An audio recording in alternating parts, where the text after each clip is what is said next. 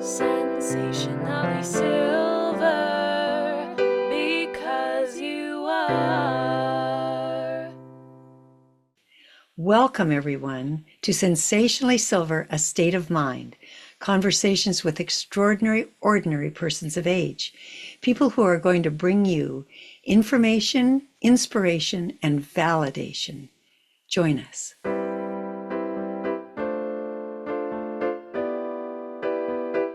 Hi, everybody. Welcome to Sensationally Silver, A State of Mind, conversations with extraordinary, ordinary persons of age.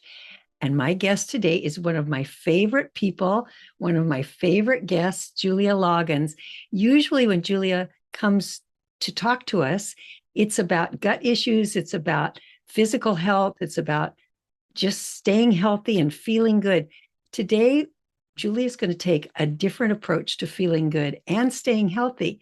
And it has to do with animals, right, Julia? Absolutely. And I'm so excited to share this subject with you and all of our guests.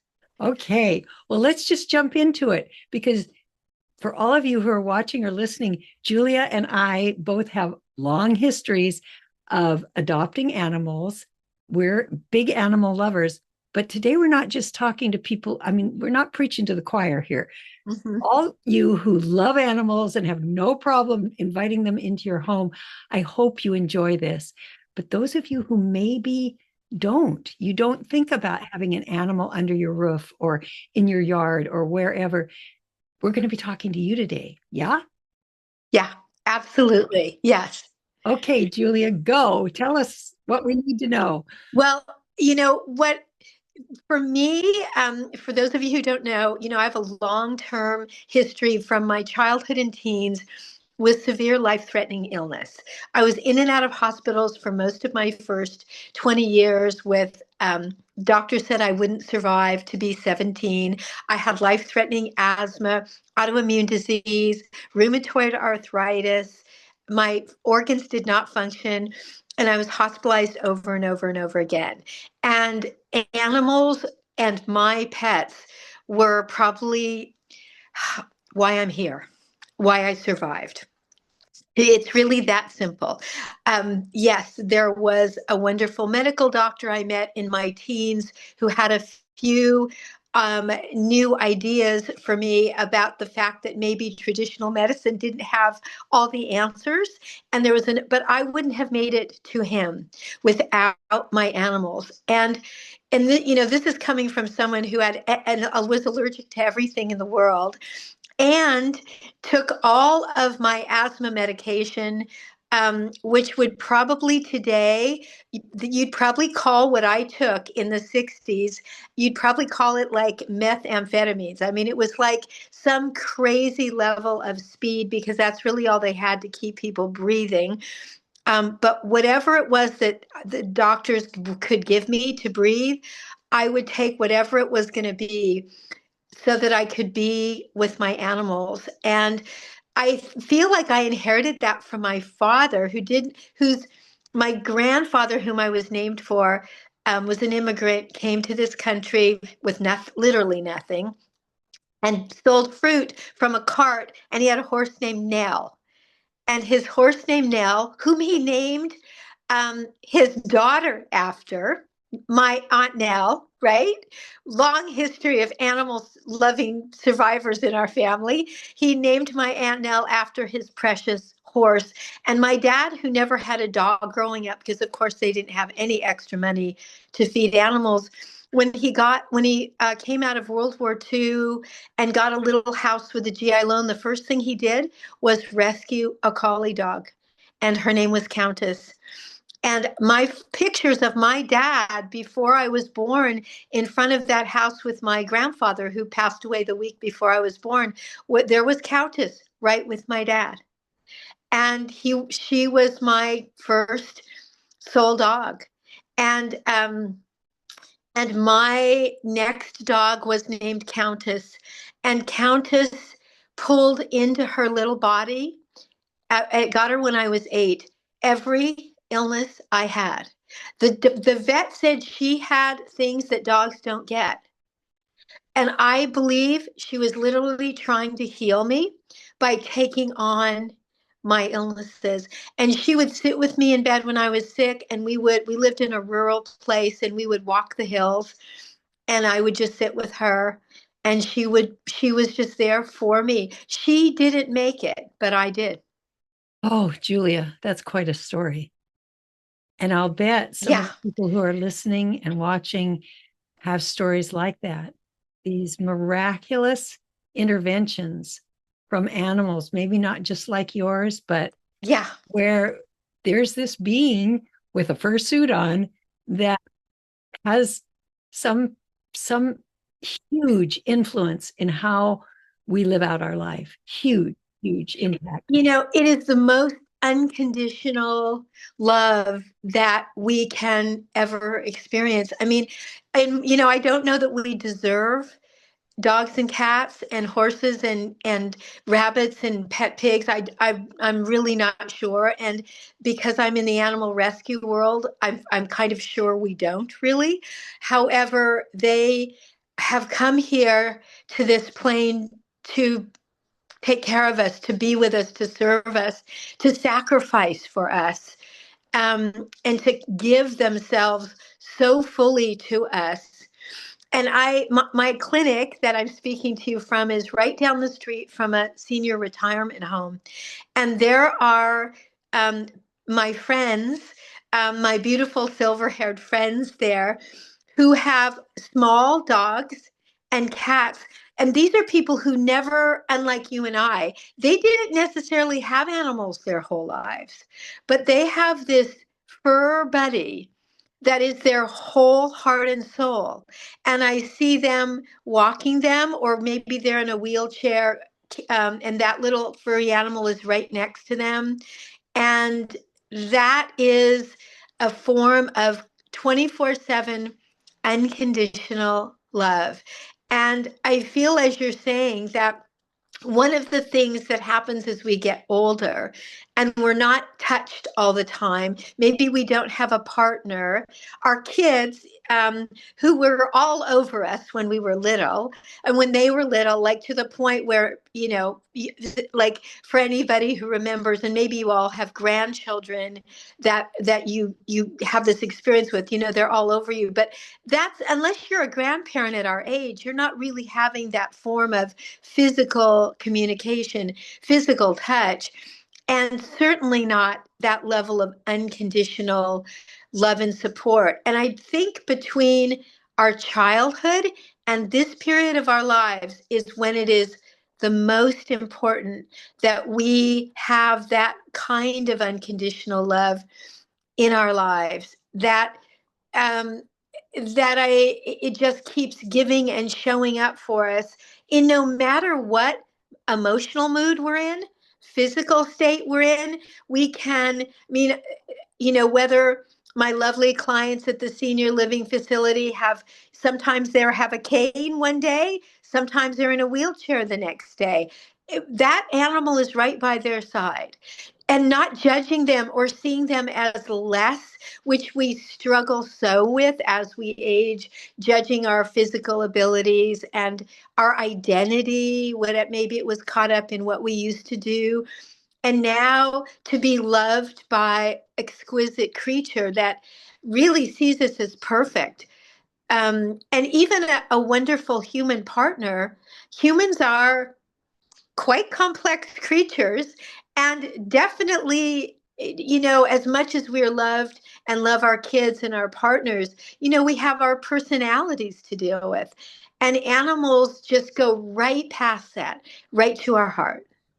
I see some of those people because to all of you who are the audience, I go to Julia's office and I see that senior living place next to her, and I see people just walking very slowly down the street, sometimes with a walker, sometimes with the wheelchair, sometimes with a motorized wheelchair.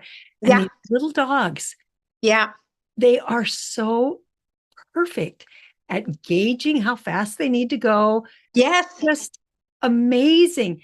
And as Julia's saying, there's none of this, come on, hurry up. No. You still doing that? Why aren't Right. these little creatures have such patience and such devotion. And honestly, I think if we could see it, we'd see a great big heart around right? A great big pink energy around them. just such devotion. It is a gift. It's a magical gift that life gives us. Yeah, and I also think for anybody out there who is new to the animal world, and you don't even know how would you get a creature like this into your life. You don't want a puppy, and the answer is you do not want a puppy. You don't want a puppy. Maybe a kitten if you have, kittens are different. However, what I will say is, in America, every animal shelter is overcrowded to double. There's a crisis in animal shelters in America, an unconscionable crisis. And one of the biggest um, levels of crisis is in senior animals. So we're talking about exquisite creatures that have maybe had a home at one point in their life. And now, either because they're older or because their families lost their home, or as you all know, landlords don't always rent to people with pets, or people move, things happen. And the group that languishes the longest and most heartbreakingly, really, in a shelter are older pets. And I mean anything over a couple of years old, right? So it's kind of the best time where the puppy stage is gone. So they are, generally, if you get a pet from a shelter, they're house trained. So, and you can even ask specifically if there's certain things you need or don't need. If you have allergies, you can adopt a poodle or a poodle mix because they're hypoallergenic. So you can say all of this to your local shelter and meet these exquisite, beautiful, furry creatures who are just like we are at this point in our lives, waiting to be loved. And often, I will say now, shelters are even waiving fees. So um, you don't have to feel intimidated by an adoption fee. And I will tell everybody that Robin has been with me on my trek to adopt both dogs and horses. Robin is my adoption partner and has been with me as I've taken her on these excursions to adopt all the pets, the dogs who are actually hopefully will continue sleeping in the other room, and even a horse that I rescued and adopted. But there's cats, there's bunnies, there's all forms of, there's, birds who sing. When my mom was first single, came to Los Angeles in a little apartment, she got a canary and said that when she came home and that canary started singing, I my mother was not the cheeriest person. When she would share stories of her coming home to that canary singing, her heart would just fly out of her chest. And I actually ended up with canaries as I was growing up. And then as I got older, I had canaries. So there's kind of a world, you don't have to think of, oh, I can't bring a German Shepherd home. I don't have space, or a golden retriever or a border collie, or maybe whatever you had when the kids were growing up. Um, Maybe it's time to reimagine a kind of pet that would work for you in your life right now. And we're here to encourage you reimagining what love might look like. And I actually saw a very beautiful, funny and heartwarming meme that science has proven that people sleep better with dogs near their bed. Do you know that our heart syncs with theirs? And it actually heals us. I mean, they have literally come to heal us. Science, we love science when it validates what we know. They have proven that when our heart syncs to an animal breathing close to us, our heartbeat slows down. We come out of fight or flight.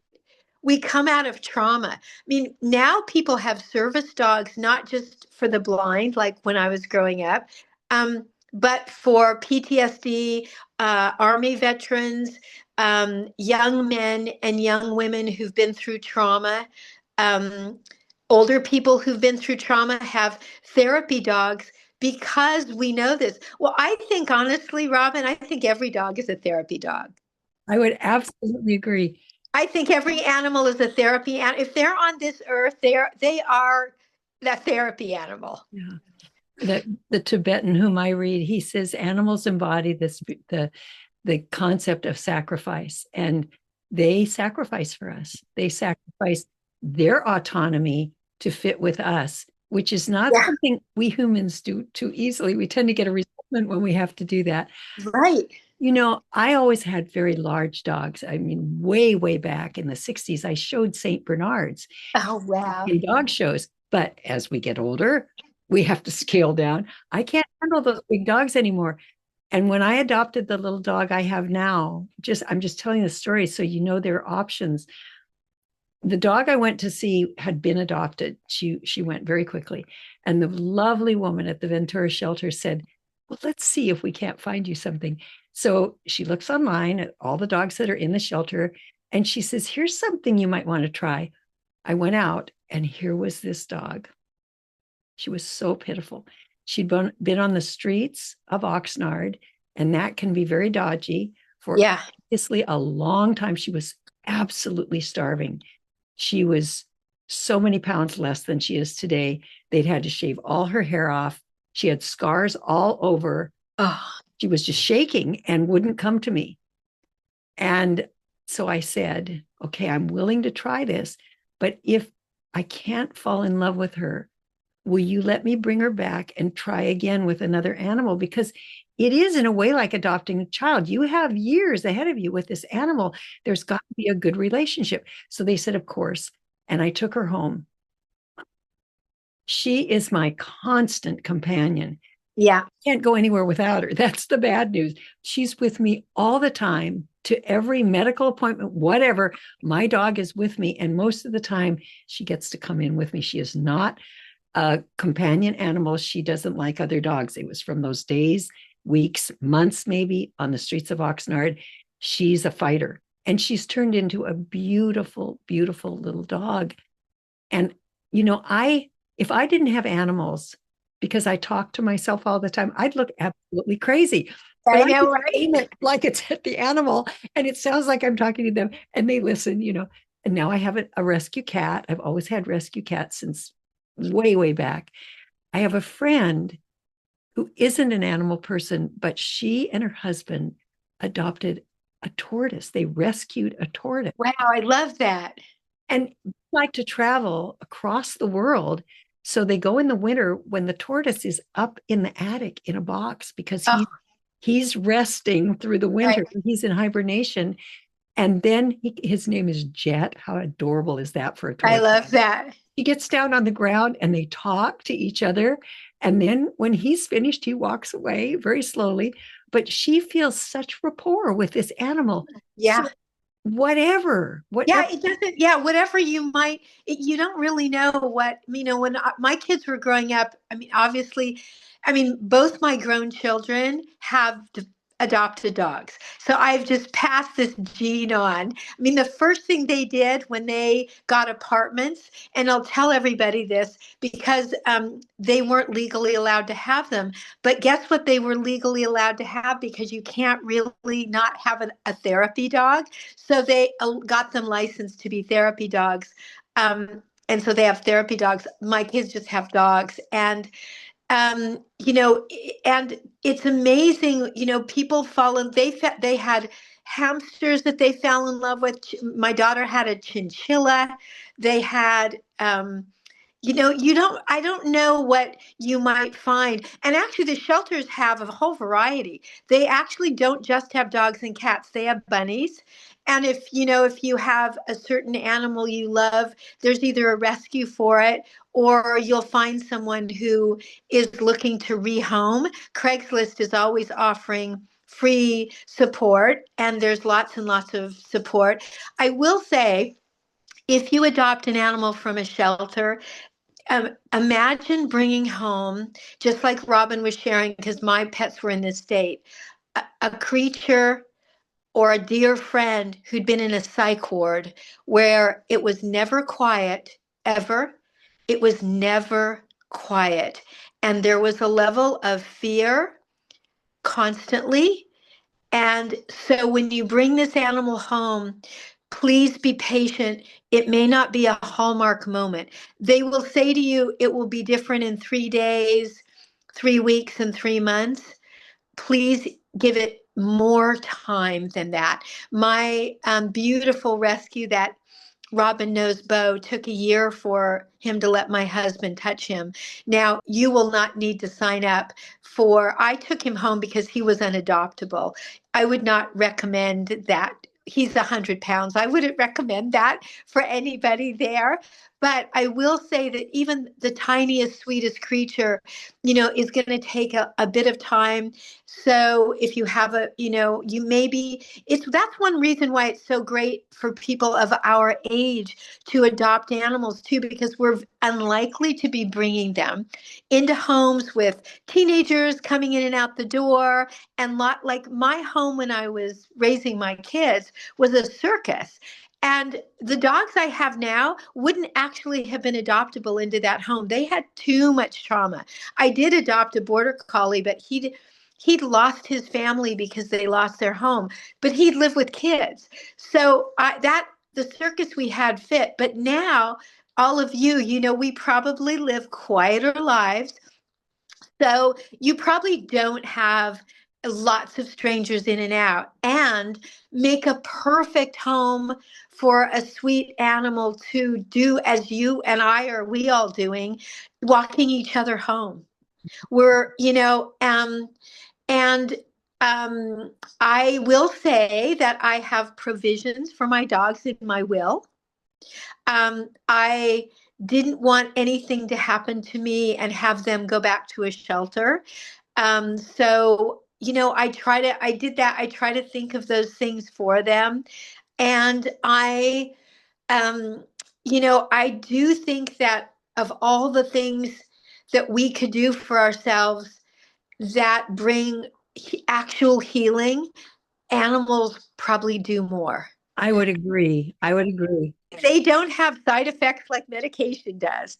And I believe that they can teach us something at this time in our life that we, even animal lovers like Robin and I, weren't as available for when we were young, because although our bodies may not work as well, another part of our spirit has grown so immensely, and we have so much more capacity for understanding and being present.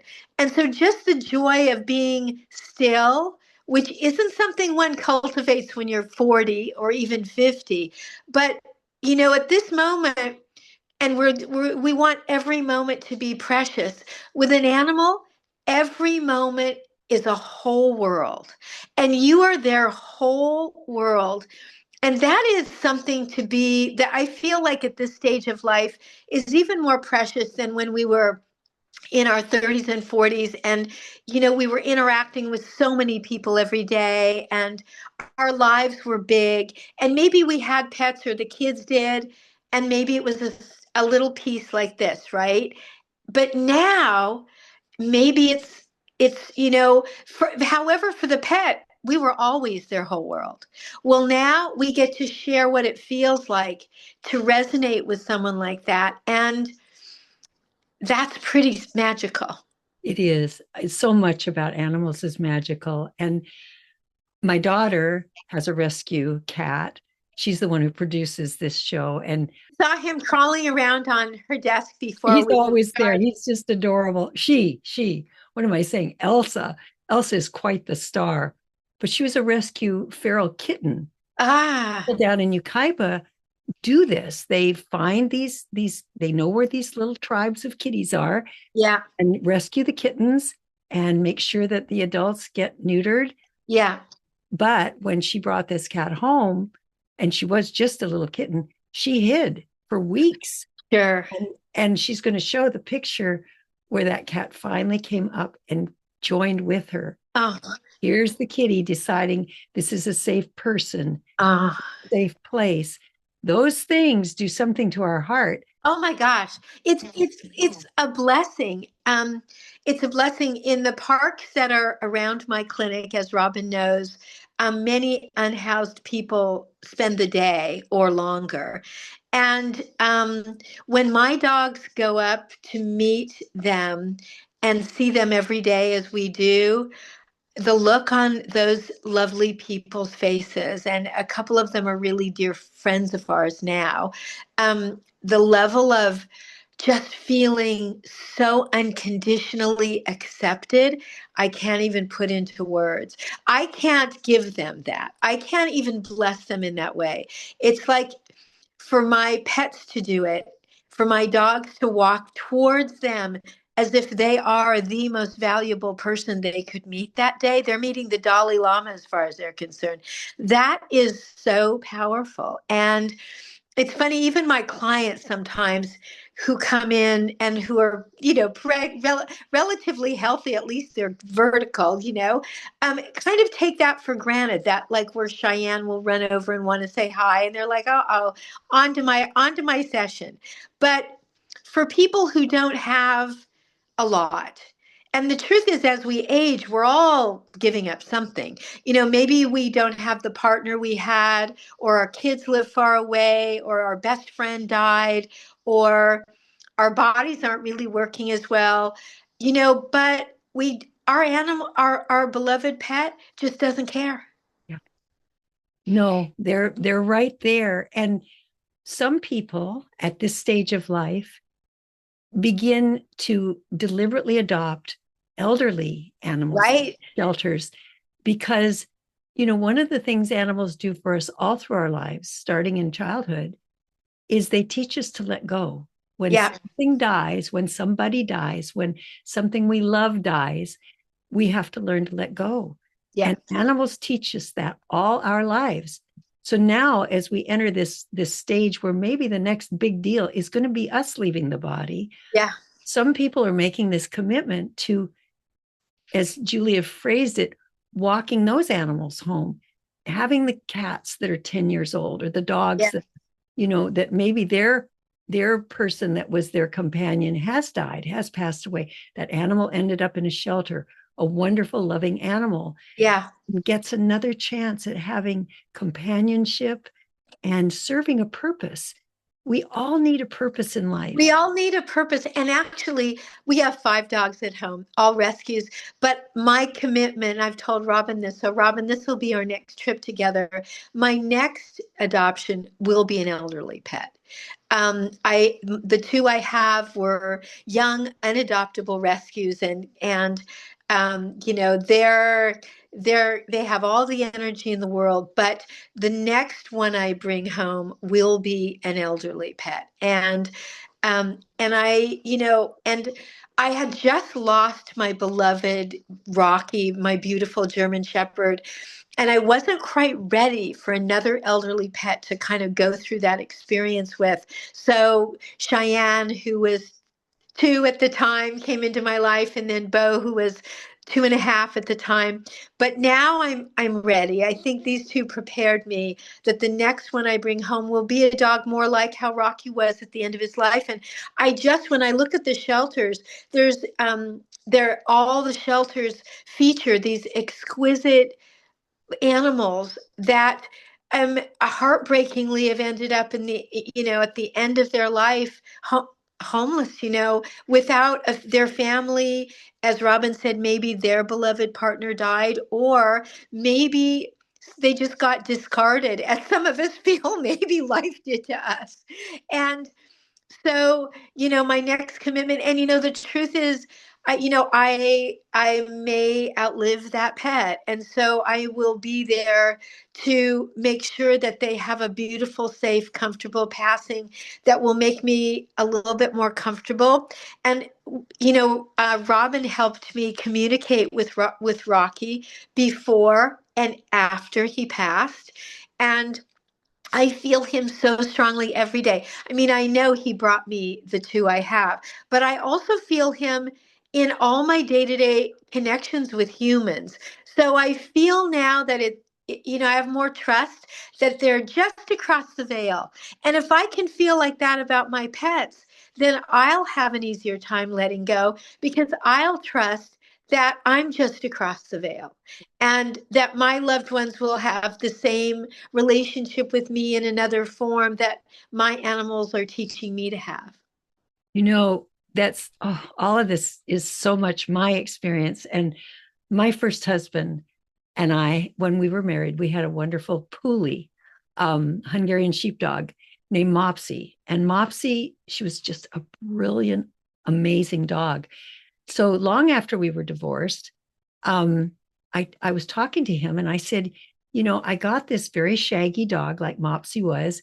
And I thought this dog, his name was Banjo, was going to turn into Mopsy, going to be like Mopsy. And that then husband, once upon a time husband, he said, "Oh no, I got Mopsy." And he had a new dog in his life. And he told me all these things that this dog did that were exactly the same trick. He got Mopsy. Yeah. I mean, he got Mopsy. And it was a male dog, but that dog did certain things that were so Mopsy that we never, either of us had ever had another dog do. We didn't teach these things.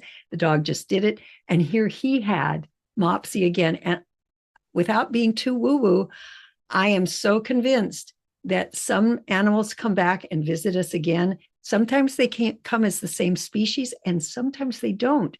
But there are these cues and clues that we've got that energy back in our life. Yeah. It didn't leave us, it just took a new form. Yeah. So, yeah, as Julia's saying, maybe we take new forms too. And the whole thing is just all about the continuum of life, the expansion of the ability to love and to accept and cherish our life, other lives, life itself, and the gifts we can give and the gifts we receive. Maybe not deserved, but so welcome. No, Yes. right, Julia? Yes, exactly. Yes, absolutely. So thank you, Julia. As Oh, thank you so much. Thank you for letting me talk about my favorite thing. And there they are smiling at me over there right now. yeah, they're blessings, and Yeah. they have so much to teach us and so much to offer us, and such lessons in loving. So love to all of you who have been Yes, absolutely. Thank you for hanging out with us in that. And if you are new to the world of, to even imagining maybe that you've never had a pet, or maybe you had one and you just were like, gosh, I hadn't thought of taking on a pet at this moment. Or I don't have a yard, or whatever you think. There's animals that just don't require any of that. Right, right. Yeah. You can find one that's the right size. Yes, you And they certainly might can. meet you halfway because they come to find us too. They do. I exactly just put it out there, Yeah. and they'll show up for you. Thank you so much for having me, Robin. Oh, Julia, always, always my pleasure. Thank you to all of you who have joined us today. We'll see you next time. Great news, everybody. Our premier hair care product line, Sensationally Silver, is now available on Amazon. You can order it so easily, you can get it so quickly, and you can be so sensationally silver. Sensationally silver, because you are.